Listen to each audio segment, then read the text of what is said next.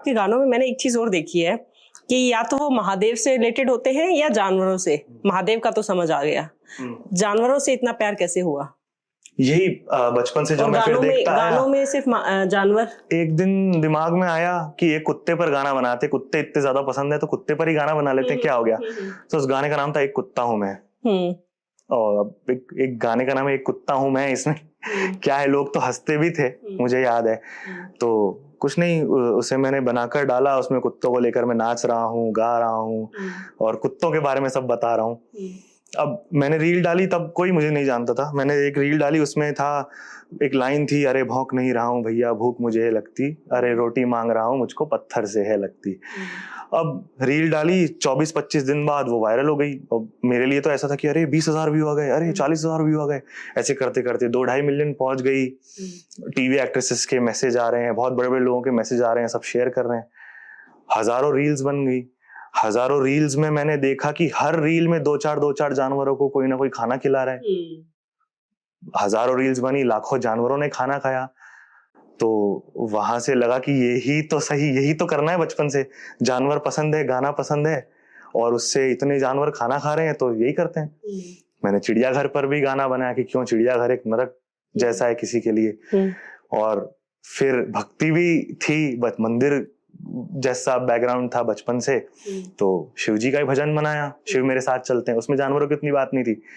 फिर एक दिन दिमाग में आया कि शिवजी और जानवर, क्योंकि शिवजी पशुपति नाथ है हम बोलते हैं, तो उनका साथ में चल पड़ा। मैं अगर दिमाग में पिक्चराइज करता हूँ कि इन जानवरों का भगवान आप अच्छा करे, तो मैं महादेव से ही प्रार्थना करता हूँ।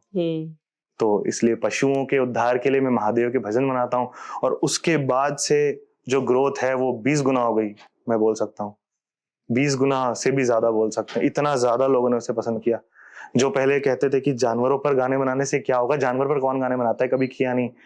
अब वो कॉन्ग्रेचुलेशन भी करते हैं, इतने सारे माइलस्टोन्स हम करते हैं, इतने ज्यादा लोग जुड़े, यही तो उसका एक प्रूफ है ना कि कितने लोग चाहते हैं कि ऐसा हो, कितने धार्मिक लोग हैं, कितने लोग पशुओं से प्रेम करते हैं।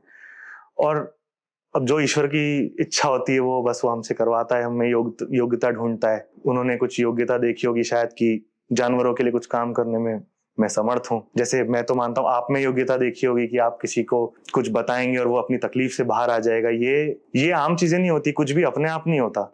सब आपके साथ भगवान चाहते हैं कि आपके साथ हो।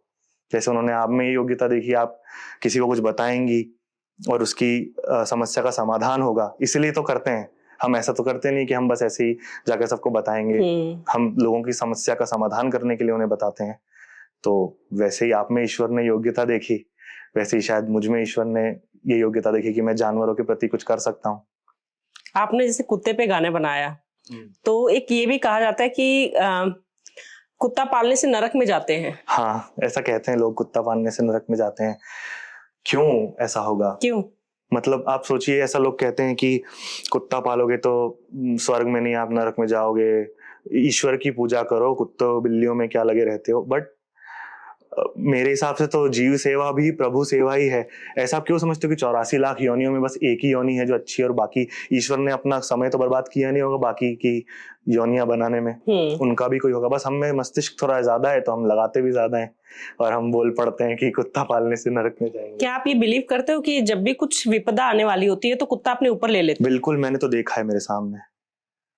मैं आपको एक एग्जाम्पल देता हूँ। जो मेरे ताऊजी थे, अब तो नहीं रहे, कैंसर से उनके शांत हो गए वो।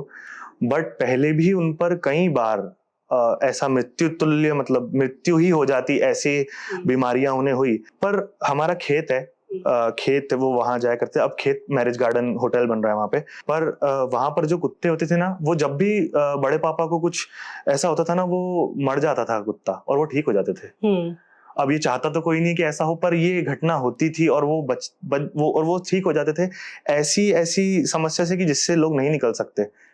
तो और भी मैंने आसपास देखा है कि कुत्ता अपने ऊपर ले लेता है। तो मैं तो खैर चाहते नहीं कोई इतना बीमार हो कि मेरा कुत्ता या कोई कभी ले ले, पर ऐसा मैंने तो देखा है। एक और चीज जो देखी है कि कहते हैं अगर आपकी 7.5 चल रही है, आपके राहु ठीक नहीं है, आपके केतु ठीक नहीं है, आपके ग्रह ठीक नहीं है, तो आप काले कुत्ते को दूध पिला दो, उसको खाना खिला दो, आपके ग्रह शांत हो जाते हैं। ऐसा होता है? देखिए हमारा इतना खूबसूरत धर्म है, मतलब सबके लिए व्यवस्था की है।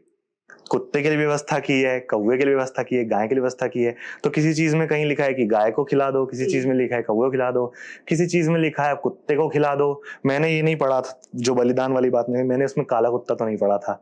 ये अपने किसी ने अपना एक क्लॉज डाल दिया होगा शायद इंपॉर्टेंट फील करने के लिए कि काले कुत्ते को डालो। तो क्या सफेद को क्या हम मार के भगाएंगे? जब कुत्ते खाने आएंगे, जब हम डालेंगे तो सफेद को और भूरे कुत्ते को हम भगा देंगे क्या? और काले को खिला देंगे तो सब बढ़िया हो जाएगा क्या? वो मुंह ताकेंगे या उन्हें पत्थर मारेंगे। तो आपने फिर अच्छा क्या किया? अगर एक को खिला दिया दूसरे को भगा दिया तो काला कुत्ता तो नहीं, आप सभी को खिलाइए और वैसे भी खिलाइए। क्योंकि ये सब व्यवस्थाएं हैं, श्राद्ध में खिलाइए, यहाँ खिलाइए, ये सबके लिए व्यवस्था की है हमारे धर्म में।